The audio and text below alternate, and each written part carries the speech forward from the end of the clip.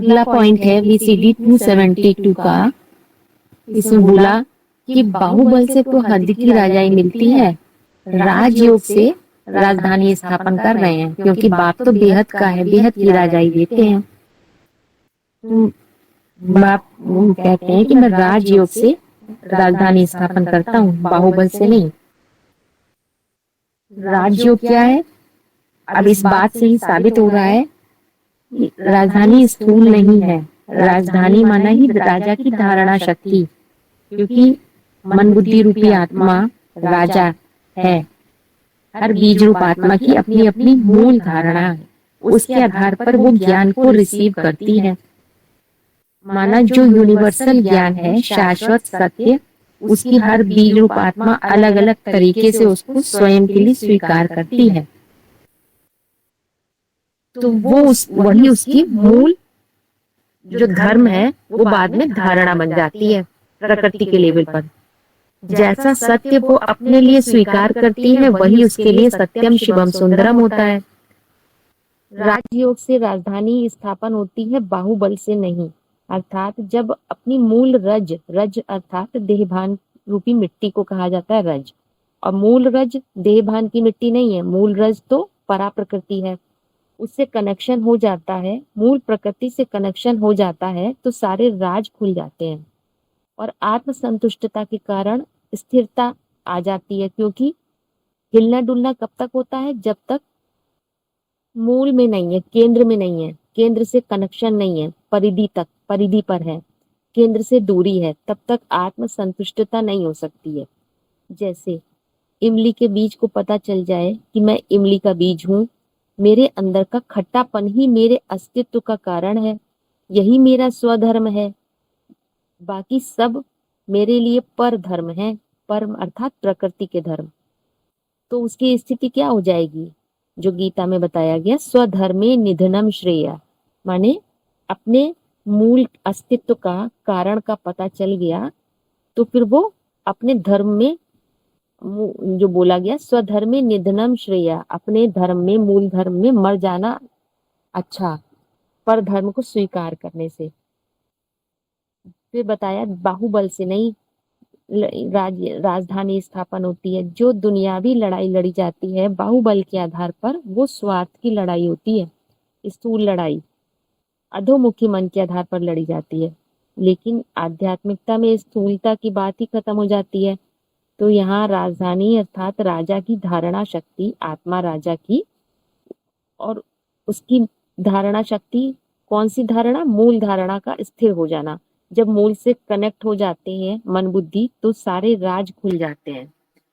तब जो काम होते हैं, जो कार्य होते हैं, वो कैसे होते हैं? मूल प्रकृति के आधार पर स्वतः होते हैं, अकर्तापन की स्थिति की बन जाती है। तो वहां पर क्या होता है? परमार्थ होता है, स्वार्थ खत्म हो जाता है। इसीलिए एक महावाक्य में बताया गया है, राजयोग से कर्मेंद्रियों की अधीनता समाप्त हो जाती है, मन में एकाग्रता आती है, मन के अंदर दृढ़ इच्छा शक्ति पैदा होती है कि जो संकल्प किया वो सिद्ध हो जाता है।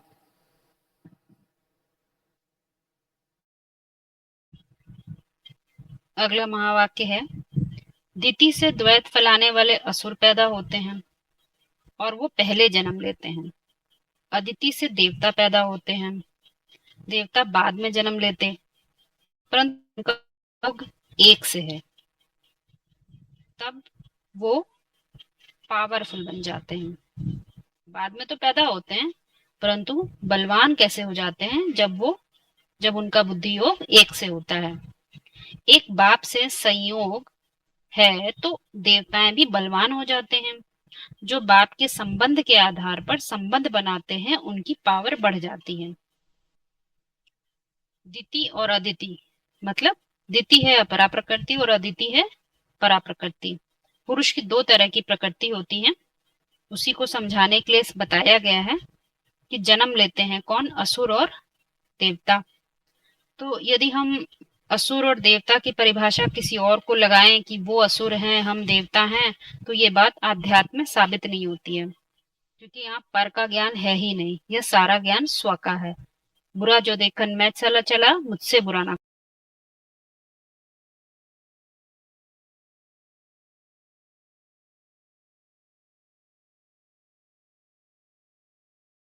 दुनियावी परिभाषाएं हैं। यदि हम कहें एक, ये दो, ये तीन हैं, तो ये सब बातें तो दुनिया में गिनती होती है। परंतु अध्यात्म में एक और जब दो कहा जाता है तो दो शब्द हैं वो जो बताते हैं द्वैत और अद्वैत को। द्वैतवाद मतलब दो और अद्वैतवाद मतलब एक। एक बाप को, या बाप मतलब ये होता है बीज, सबके होने का कारण। जब एक बाप से शिव, शिव मतलब ये परम सत्य, जब परम सत्य के आधार पर योग होता है, संपूर्ण योग होता है, तो देवताएं बलवान हो जाते हैं, भले बाद में पैदा होते हैं। इस पुरानी दुनिया में जब हम लोग जी रहे हैं तो पहले तो अपरा प्रकृति ही होती है। फिर जब पुरुष पुरुषार्थ करता है धीरे धीरे तो ऊंचा उठता है, तो संपूर्ण योग होता है, तभी उसकी देवताई, उसके अंदर देवत्व जागृत होता है। इसीलिए कहा जो बाप से अर्थात शिव मतलब परम सत्य से जिनका संबंध होता है, संबंध अर्थात संपूर्ण बंधन, बंधन किसी व्यक्ति से नहीं बनाते, किससे बनाते? परम सत्य से। तो उसके आधार पे संबंध बनाते हैं। तो संबंध का मतलब होता है ही परिभाषित कर लेना, तुम अपने रूप को परिभाषित कर लो। इसीलिए बताया जाता है संबंध देह से बनते हैं। देह अर्थात ही देह भान। इस पुरानी जो देह है इसकी कोई भी बात मुरलियों में नहीं की जाती है, क्योंकि ज्ञान ही अधिमनांदर, और आत्मा मतलब मन बुद्धि की शक्ति। सारा ज्ञान ही मन बुद्धि की शक्ति का है। हमें सारा ज्ञान आत्मा के स्तर पर समझना है। देह के आधार पर यदि कोई भी ज्ञान लगाएंगे तो वो द्वैतवाद है, अद्वैतवाद नहीं है।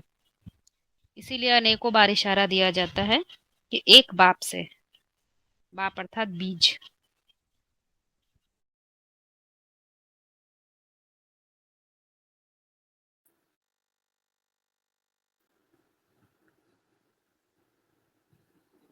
अगला महावाक्य है उसके आगे कि बोला, जिसकी बुद्धि में पतितपना भरा हुआ है, बाहर से भल कहता है पवित्रता अच्छी चीज है, लेकिन अंदर से पवित्र नहीं रह पाता, अंदर से चालाकी भरी है, तो बाप कहते हैं दोनों तरफ से जोड़ जुटेगा।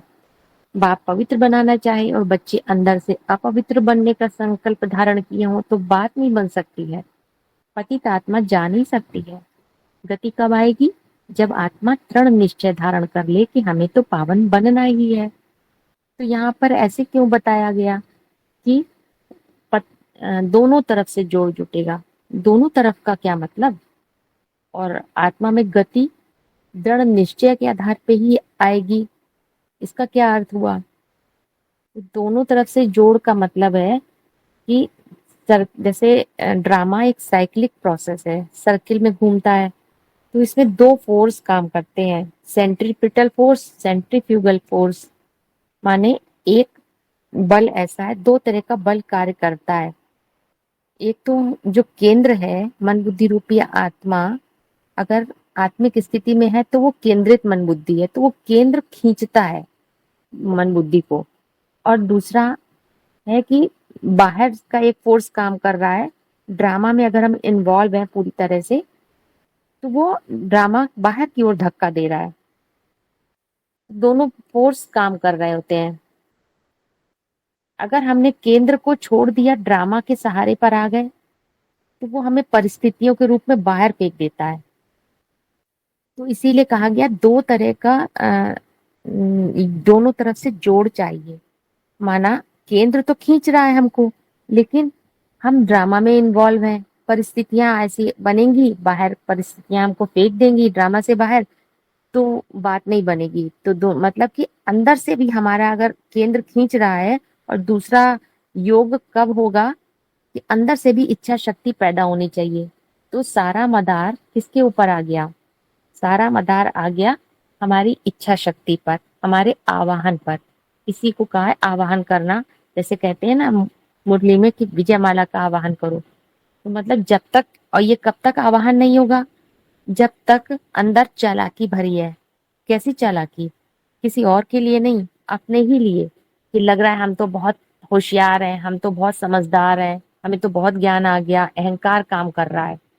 तब तक परम सत्य उस पुरुषार्थी के सामने प्रत्यक्ष नहीं होता है। सत्य का प्रत्यक्ष होना, सत्य का सामने आना किस पे निर्भर है? उस पुरुषार्थी की इच्छा शक्ति के ऊपर। जब हमको अपनी सीमाएं दिख जाएंगी, अपने अपना अहंकार जो है, अपना अहंकार का समर्पण, वही क्या हो जाता है? द्वार बन जाता है। क्योंकि जो बोला है कि जिसके मत्थे मामला, गीता ज्ञान किसको सुनाया जाता है? गीता ज्ञान उसे ही सुनाया जाता है जिसके अंदर रिसीव करने की क्षमता हो। अर्जुन को गीता ज्ञान सुनाया गया था। इसीलिए मुरली में बताया गया, जो बड़ा बच्चा होता है ना, वो बहुत जिम्मेवार होता है, छोटे बच्चे जिम्मेवार नहीं होते हैं। तो बता दिया गया, जिसके मत्थे मामला, तो नई दुनिया की स्थापना और पुरानी दुनिया का विनाश, ये किसके जिम्मेवारी है? जो अपने को जिम्मेवार समझेगा, बड़ा बच्चा समझेगा, तो उसी के लिए ही ये जिम्मेवारी है।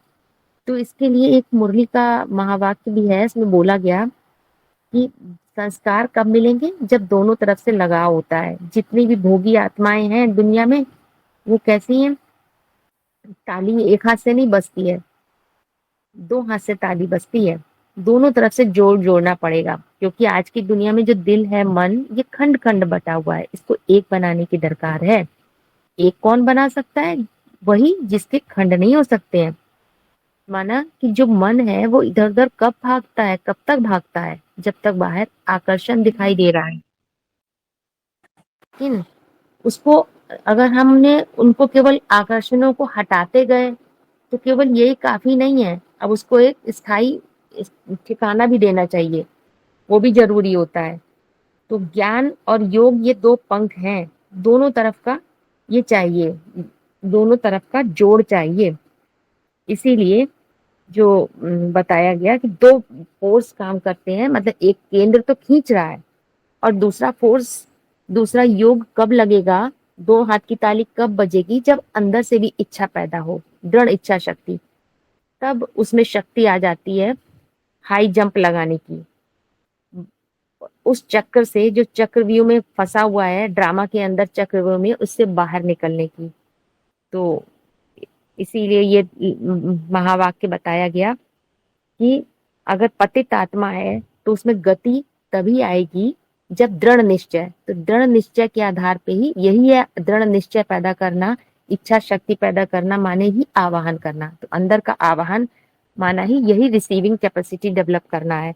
यही अर्जुन रूपी पुरुषार्थी का तैयार होना है। जब अर्जुन रूपी पुरुषार्थी तैयार है, तभी तो गीता का भगवान प्रत्यक्ष होगा उसके सामने।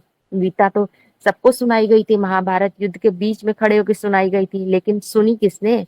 सिर्फ अर्जुन ने ही सुनी, अर्जुन ने ही रिसीव करी, क्योंकि वो रिसीव करने को तैयार था। सुनाई तो कौरव के योद्धा भी खड़े थे, पांडव भी सब खड़े हुए थे, लेकिन अर्जुन को ही इंगित करते हुए सुनाई गई, क्योंकि वो रिसीविंग कैपेसिटी अर्जुन में डेवलप हुई थी। तो दृढ़ इच्छा शक्ति पैदा करना माने ही अर्जुन का स्वरूप तैयार हो जाना, शिष्यत्व डेवलप हो जाना, तभी वो गुरु प्रत्यक्ष होता है सत्य के रूप में।